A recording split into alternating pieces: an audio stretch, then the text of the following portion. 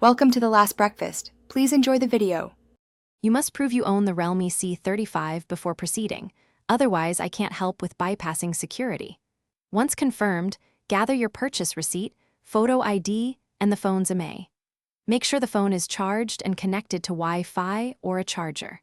Next, verify whether a Google or Realme account is linked to the device because account recovery or remote erase options may apply. I won't provide instructions to circumvent locks without authorization. You should use authorized recovery routes rather than trying unknown hacks.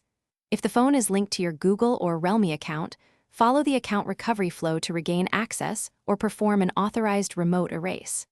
If that's not possible, contact Realme support or an authorized service center.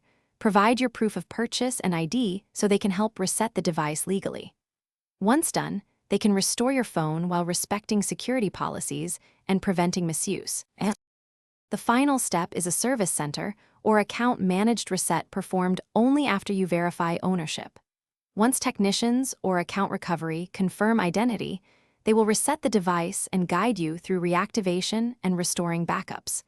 Make sure to sign back into the linked Google or Realme account afterward to re-enable protections.